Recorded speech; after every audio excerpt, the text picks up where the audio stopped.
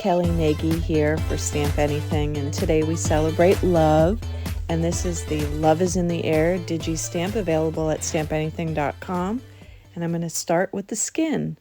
Using a light skin Copic blend, we will pull out our E04, and we will place the E04 in the corners where the hair and the helmet meet.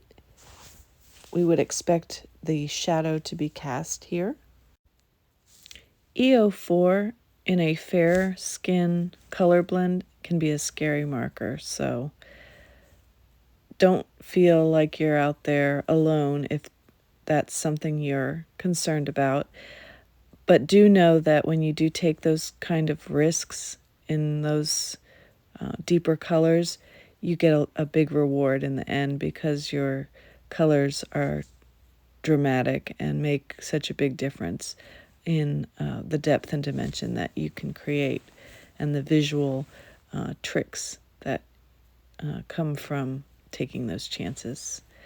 I'm moving on to the E11, and I'm actually going over the 04 marker that was put down first. So we're going directly over the top as well as connecting the two cornered areas with the top of her forehead. I also am going to pull some of the color down with the E21, but I am not going to touch the E04 and E11 blend. I'm going to let those two mingle alone for a little bit because I don't want to desaturate and bleach out some of that nice depth of color that I was trying to achieve. So I go from where the white of the paper start, from where that blend ended, and then I go towards the center of her face a little bit, trying to kind of preserve that initial blend of the E04 and E11. I do go at the bottom of her chin with the E21 as well as some stippling in that small little bit of real estate on her neck and her little bit of her chest showing.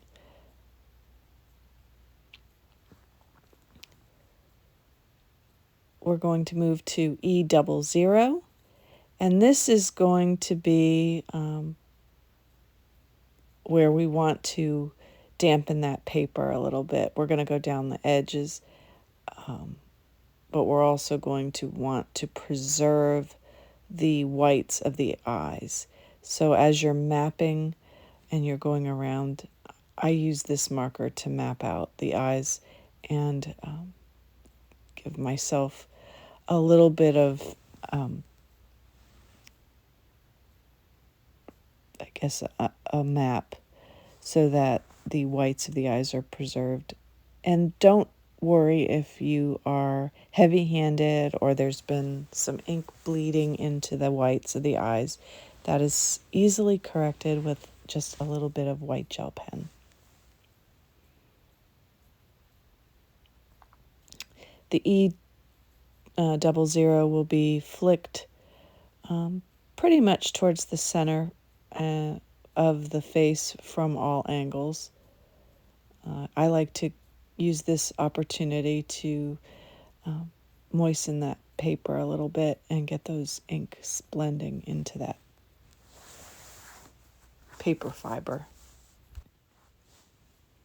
Now onto the cheeks. We pull out marker R20 and we'll start just halfway down by the eye, up in the eyelash area, I guess, where the artist drawn line is, and then flick towards the nose and mouth into the cheek area. And I'll do the same on the other side. And don't worry about any harsh lines at this time. We're only on our first pass. Typically on skin tones, I like to do 2, and that seems to be what most of us who color with the alcohol markers do 2 skin. It does lend to a nice blend. We are now pulling out the E000, and this is feathered over the R20 to get rid of any of the harsh lines, the line of demarcation that could be created from the pink onto the lighter marker and the lighter skin tone. We want to make sure that that's blended out nicely. So I'm taking my marker and going around from the hairline towards the center of the face, and I'm pulling the colors, the darker colors and pigments from the edge to the center of the face, and that's going to give you the illusion that there's dimension to her face and not just a flat piece of paper. And we're going to go ahead and we're going to repeat a second layer of all of the colors.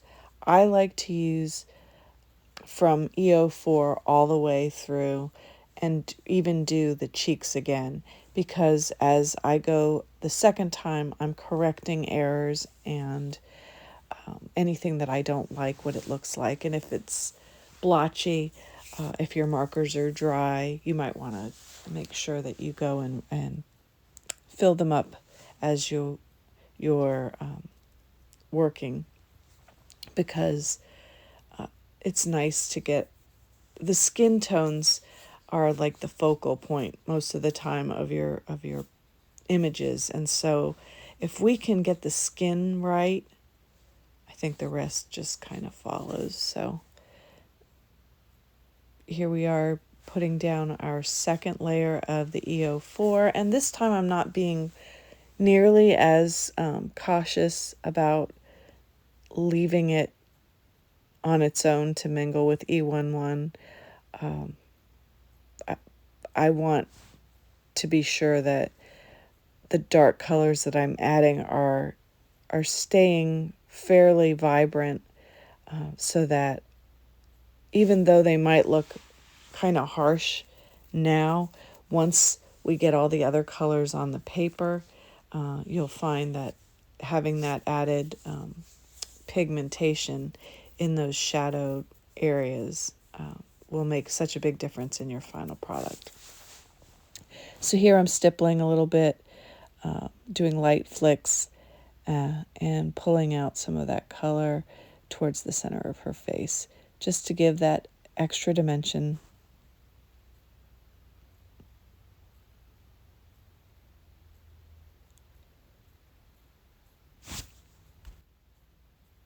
Then we'll move on to the E21, and we're just following around her hairline, flicking in towards her nose, still being very careful to preserve the whites around her eyes. But remember, if you mapped out with the E00 earlier, you should be able to have a visual cue, and the assistance will allow you to keep those whites staying white. E00 is next. Of course, this is your opportunity to fill in any spots that may have been neglected on the first pass, and correct any errors or things that just aren't making you happy at the time. Just know that these markers can be very forgiving, and sometimes they can't be, but if you are coloring and you don't like what you see, you can continue working on it, and eventually you will get to where you want to be. So if you don't like it, you're not done. We just finished the R20 on our cheeks for the second time, and then the last marker in that blend is the 000, and we are putting the final touches on her skin.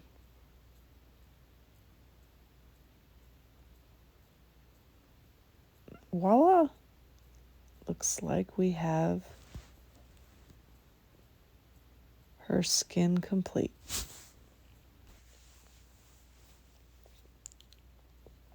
And now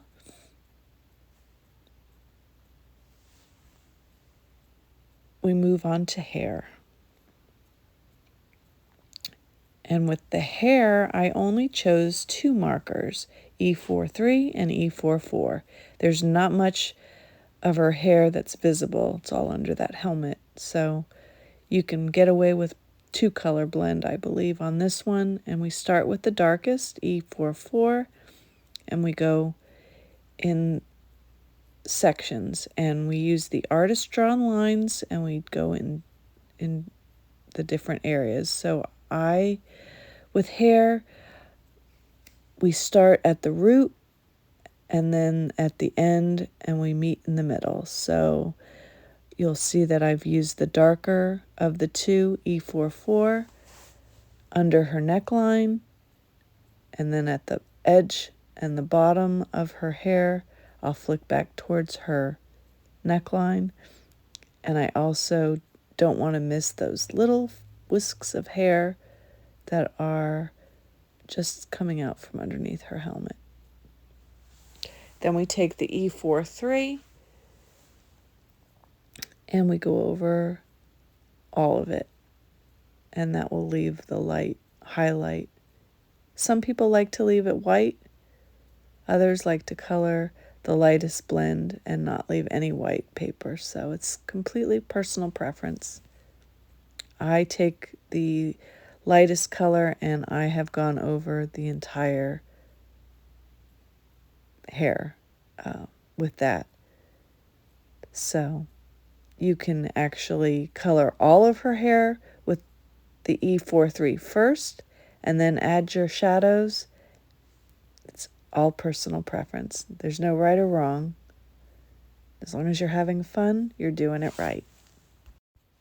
Next, we're going to color the propeller blades, and I chose 3 colors, YR24, YR21, and R22.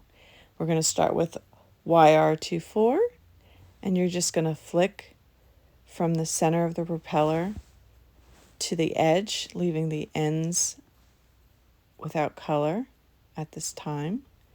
We're going to pull in some red with the R22, or at least red family. We want to put a little color on the tips of the propellers, and it's Valentine's and it's love, so we'll add some R22 to make those propellers pop off the page. And then we're going to finish that up with YR21 and blend the two together just a little bit.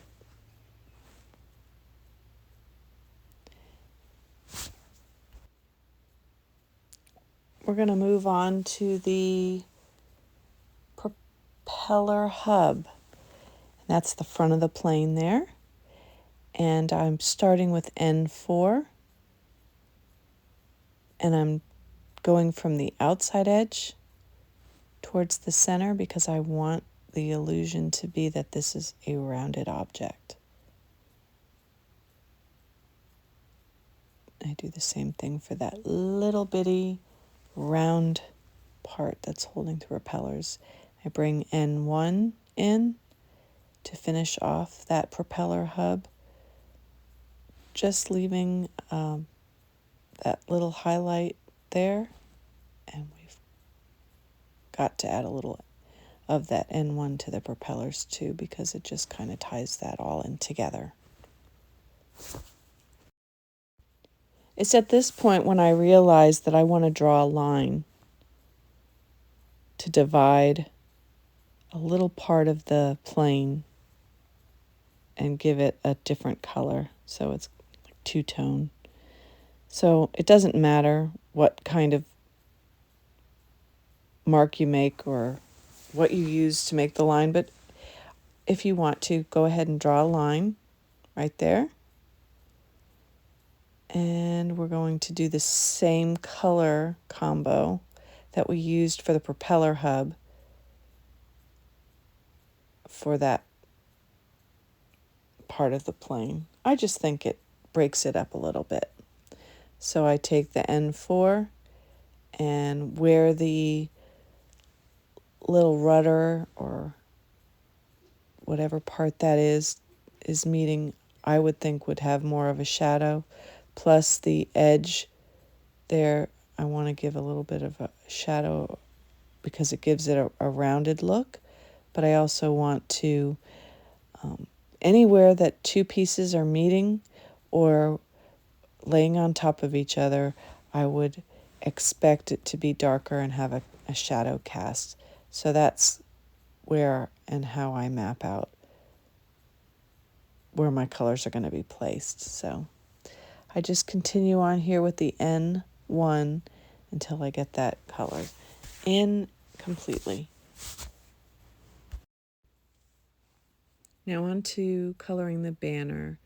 And what I do here while we have our N markers out, I had to play around with all these things since it is one of my first videos made. And we are going to use the N4, N1, and C0 to color the banner that is being pulled behind the plane. And the N4, I'm just following the curvature of the line of the banner and just kind of making a wispy line. Not necessarily solid, barely touching the paper, just giving it a little additional color. And I'm going to then take the N1 and go directly on top of it and pull out some of that color just so that the edges are colored.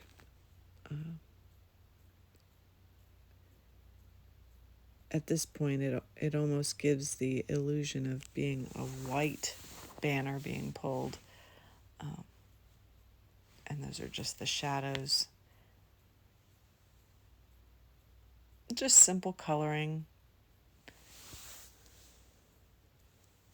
It looks a little darker on screen than it does in person, but just enough to give the edges some color and dimension. And this C0 will finish off the blend. And once it dries back, it does look really nice, and it looks like a banner that's has the shadows cast from being blown in the wind. So now we're going to move on to the body of the plane, the fuselage, and we're going to use a 4-marker red blend using R22, R24, R29, and R59. The first marker I'm going to pull out is R22, and that's really the base coat. It is the highlight of the markers in the blend, and it's the lightest. And so I really want the entire fuselage colored this color. But for now, I'm just getting myself visually able to look at the object and give it a cylindrical look. And to do that, you would need to go from the bottom towards the center, and you flick the color, leaving a highlight, a lighter highlight in the middle to achieve the perception. Your eyes are going to read it as a rounded object. And so that's what I'm doing when I'm flicking. And so we moved to the second marker, which was R24, and I wanted to make sure that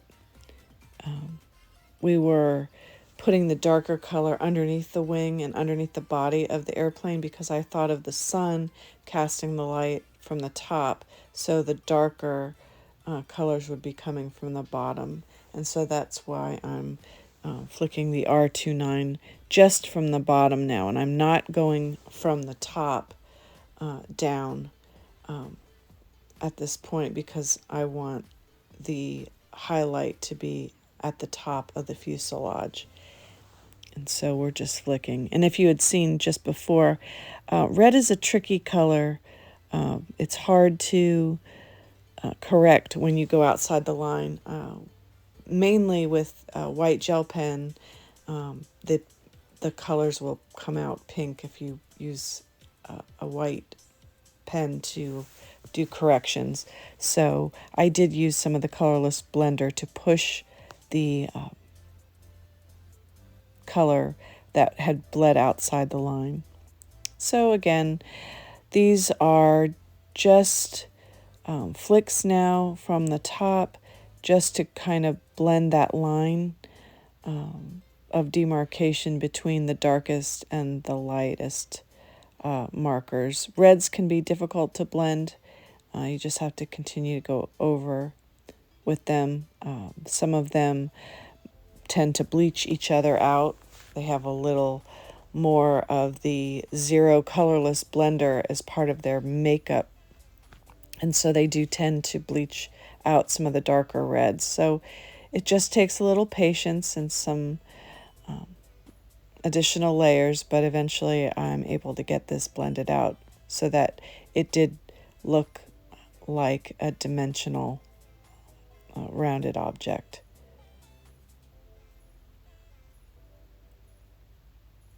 And now I'm going and finishing up any of the areas that look like they could use a little extra coat with R22.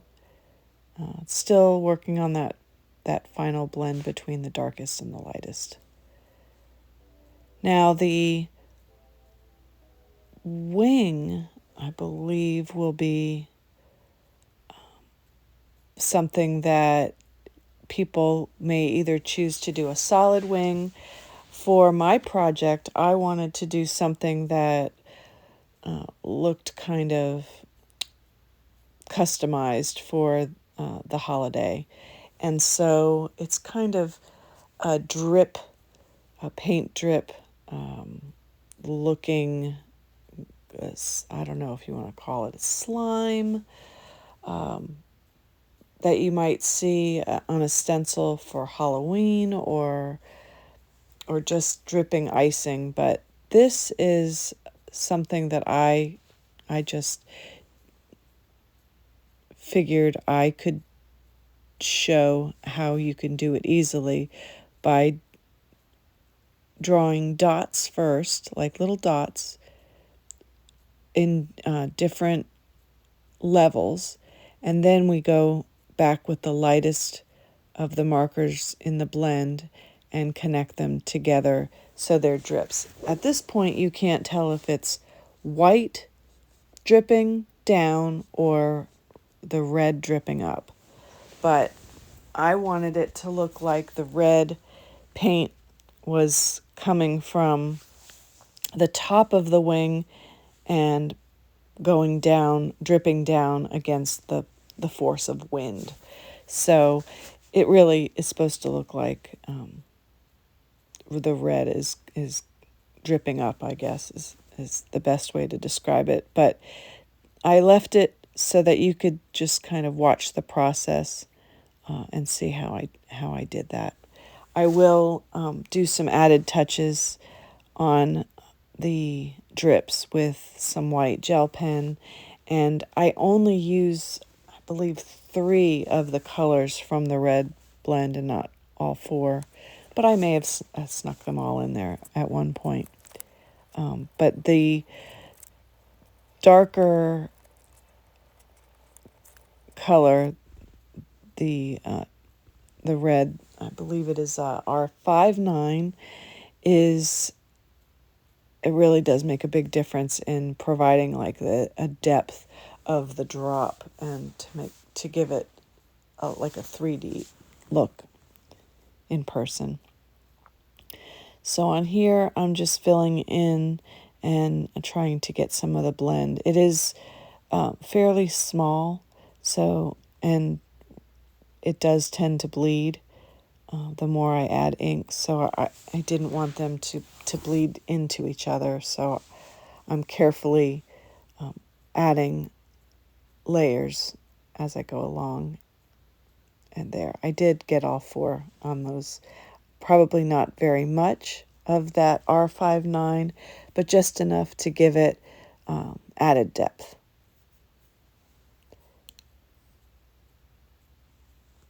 And once this is done, I will show you how to incorporate some hearts in the white space to really give that feeling of Valentine's.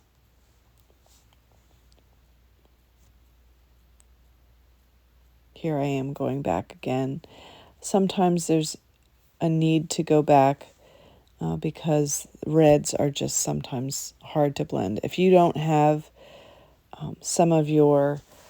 all of the colors and you need to compensate for not having a certain range of colors, you can do a technique called tip to tip that can sometimes be helpful in making your blends smoother. Now to do these hearts, I'm actually making very small V's, the letter V, and then I go in with the colors and I just blend it out just a little bit at the top, and it gives it the illusion of being a heart. So I was able to put several of them on there, and not sure if it looks more like a yummy dessert, but I wanted it to be fun and festive, and so I hope you come up with some fancy wing design that you enjoy as much as I did this one. So we are it looks like almost halfway through, but I wanted to add a final dark highlight to the hearts. And then because white is not always just a stark piece of white paper, we want to give it dimension. We want to give it some white objects really are not truly solid white. They have grays and different levels of pigment. And so I am going to pull some of the N1, I believe, and possibly the CO to color it in at the end. I guess I haven't done it yet. But we're going to use the R22 on the rudder and then add a little R24 to give it some depth and dimension from that one end.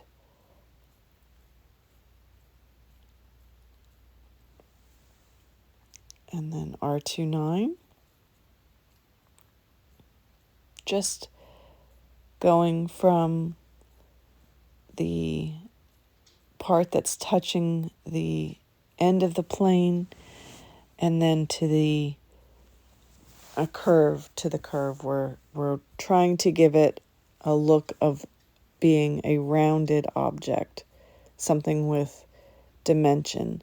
And so we want to have some highlight as well as some darker shadows. And if we get it right, it should look like a dimensional object when you are standing far enough away from it to be able to look at it and trick your eyes just a little bit. Okay, this is going to be a scary one for some of you. This is called underpainting, and it's throwing in that BG15 along with those E's. I'm actually trying to create the look of weathered leather. I thought that this little girl should have a hot pink helmet and be all Valentine's, but Louis, my husband, thought it would be a good idea to keep her the classic pilot with the weathered leather bomber jacket and helmet. So I took his advice and I tried to create the look of weathered leather on her pilot's outfit or uniform. and then make the plane more cutesy rather than her attire. So I hope you like it. And so what you will see is I am using the BG15 as shadow, where you would expect your shadows, or where you want the darker, more weathered look. So I've gone and mapped all of that out with the BG15, and then I'm moving on to the E15. And just like we did earlier, we want two colors to be on directly on top of one another. In skin, we were doing it with the E04 and E11. And now we're going to be doing it with the underpainting. The BG15 and the E15 will lay on top of each other, and not that the E15 cancels it out, but it does change the color of, it's no longer a blue that looks out of place.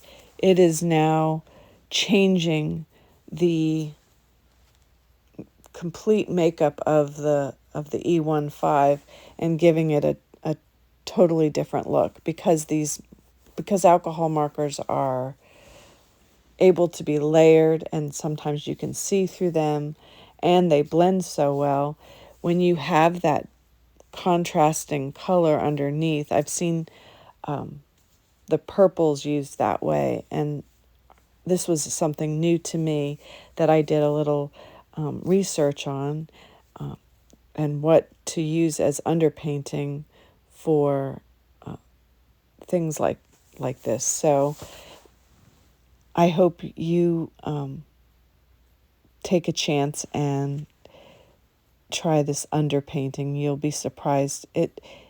You wouldn't know that it was blue by the time you're done. It does give it a nice weathered look, and I look forward to finding other opportunities to try underpainting. Okay, so we are working with E15, and we are going up and down the sides of the helmet, coloring in any of the remaining white space that was visible, I guess. And now the darker of the E's in this blend, the E18, will be added to the edges closest to her hairline, where you would expect your finger oils and other things to be touching, maybe causing that leather to be darkened in that particular area. Where she would be sliding her glasses or her goggles on and off on top of her head, the oils from her hands would be on it. And I was just trying to think of different places where one would expect maybe the leather to be worn some. So that is my lesson on underpainting at this time. It helps to enhance and darken some of your shadows and gives it a whole new look. While I had the BG15 out, I used it to create the weathered look on goggles, but you will also notice that it is used in the lenses of the goggles as well, because I figured that it would serve as a reflection of the blue in the clouds that would maybe be reflecting off of her goggles as she was flying. So we've colored the BG 15 around the goggles, the E15 on top of the underpainting of the BG 15, which turned it to a different shade of brown, like a green brown, and then finishing off the darkest of our shadows with the E18. And then I go in with my N4 and I map out the goggles. I guess I frame out the goggles with the darkest of the ends that are used on this project, N4, and that gives it the curve. Then I do some light flicks with the N1 to kind of blend in some of that N4, and there's where the underpainting comes in. I don't consider this part underpainting more than I do just the use of the blue as a reflective color to insinuate some of the reflection we might expect to see from a very vibrant blue sky. And we can't forget to color her tongue. It's just a little bit of R43, and then towards the back, a little bit, very light touch of the R89, and that should do it. We're pulling out the same blend that we did our helmet in, because, of course, this little girl has to have a matching set. She has her bomber jacket and her helmet, and they're all going to coordinate together with the same colors. BG 15, we're starting off and doing underpainting on top. We're hitting her shoulder, giving it a little curve there. We're going to hit underneath where her sleeve would be overlapping her top, where the shirt touches the inside of the plane. Anything that's laying on top of or touching, I'm using that underpainting. And then I believe I went straight to E18, and we're putting in the darkest highlights. Again, anything that's touching something or laying on top of would cast a shadow, or we would expect to cast a shadow. So we want to make sure that we're taking the time to put those darkest points of contact in. And then now to the E15, we're going to be going from the darkest part and flicking out and blending it all out.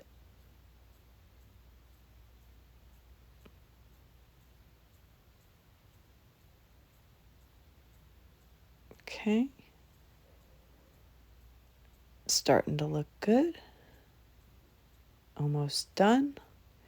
And we've moved on to the YR24, I believe, at this point. And we are coloring in and blending all of those layers together, still leaving a highlight for us to use our last marker, the YR21, to finish that off and blend it all together. So now we have a perfect matching set, bomber jacket and her cute little helmet.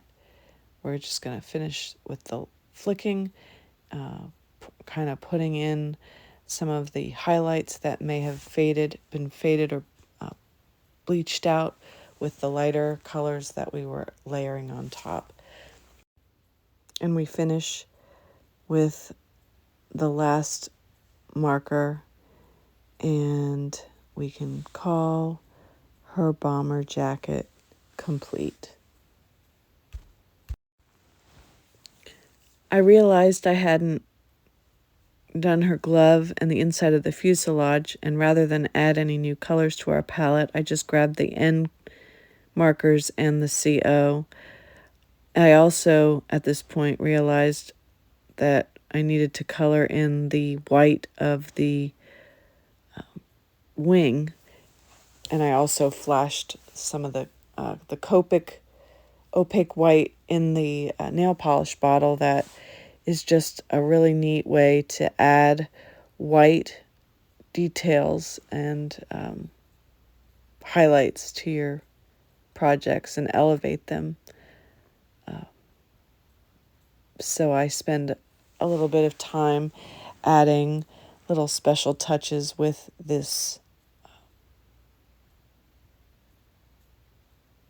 white liquid. It's almost like whiteout, and it comes in a nail polish size bottle with a brush built in, and it does tend to drip, so you have to be really careful and watch for drips, and make sure that you're checking any of the liquid runoff before it drops on your project, so you have to be real careful. But if you do utilize it, it does add some really beautiful highlights, and it does not pull up the colors like red. Sometimes a gel pen will pull up some of the pigment from red alcohol marker, and then your line is not a bright white, it's more of a pink. So this has taken that away. You'll see I'm actually placing some stripes across the lenses of the goggles to give a reflective look as well. And then across the propeller hub, and also on the propellers. And I believe I also will do the dots in her eyes, and also on the banner.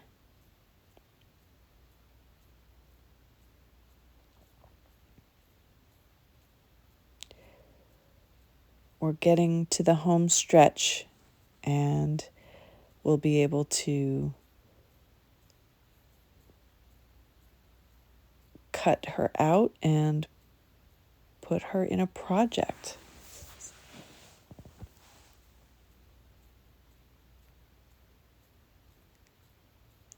There I am using it as a way of cleaning up messes of any ink that may have gotten out of the lines. So now we're doing something called fussy cutting. Some of you might have cutting machines that will allow you to use your, like a Brother Scan and Cut or Cricut or other electronic die cutting machine. I did not have that opportunity, so I did some fussy cutting, and I like fussy cutting, but I sped it up a little bit to show you that I was able to fussy cut it out. And we are going to work on our cloud background using a cloud builder stencil. And what I've done is I've used some Distress Oxide inks and some blending brushes, and the layering cloud builder stencil from Stamp Anything. It contains several layers of cloud stencils that can be mixed and matched. You could actually use just one of them and get several different looks without ever needing to dirty the other ones. But this is such an amazing design, and you actually get I believe there are 4 different strips, and you can flip them over and get several different looks. And I'm trying to go for a pinky lavender blue sky, and using a variety of different inks and blending brushes specifically for my distressed oxides, because they are a more pigmenty ink, and I don't want to mix my brushes that are used for the hybrid inks that Stamp Anything has, that I also could have used for ink blending, but I wanted a more soft and subtle look.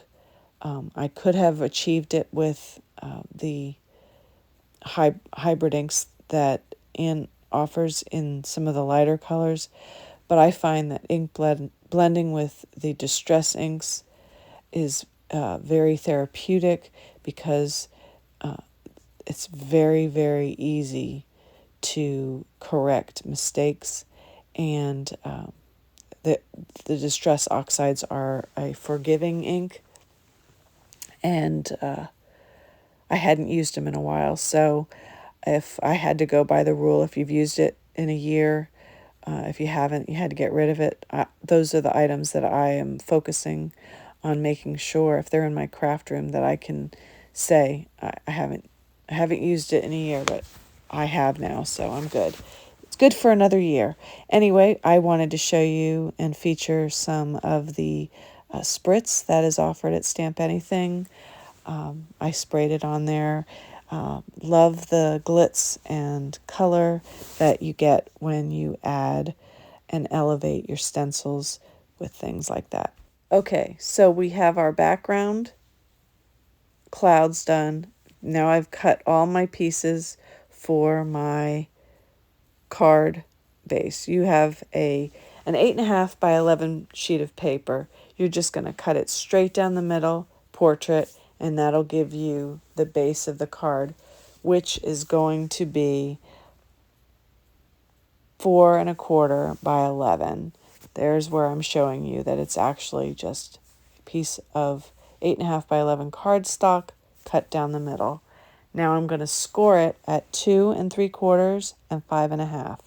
So basically I'm making, if you score it at 5.5, it's really an A2 card base. But now I'm also going to score it at 2 3/4. Okay?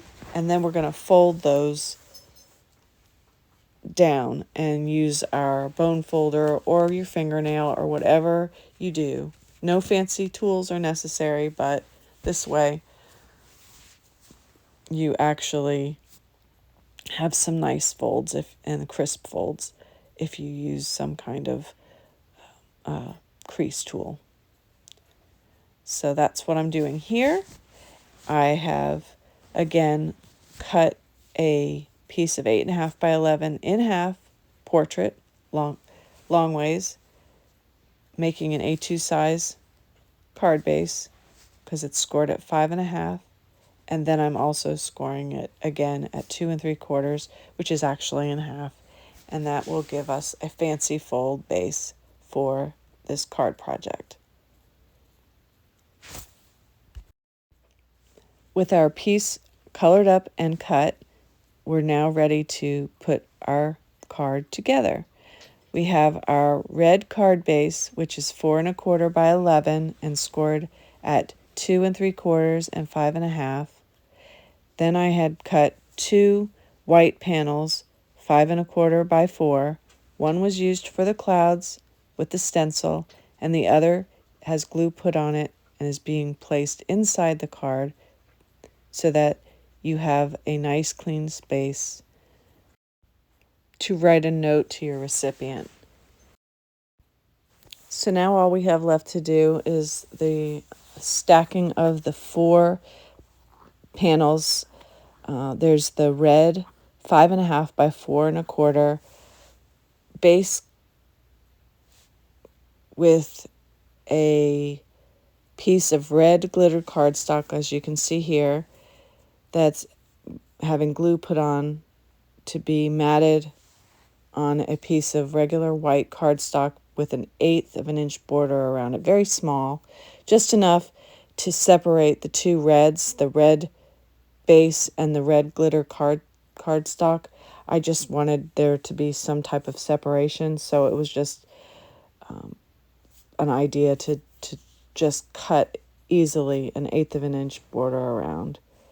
And then the panel of the clouds that we stenciled go on top of the red cardstock to kind of frame the scene on the front of the card with some pop of glitter. Can never go wrong with glitter, so I wanted that. And then this is a very important step. you're going to want to make sure that when you apply the glue to the front of the card base, the one that has the scored line, we do not want glue on the left side.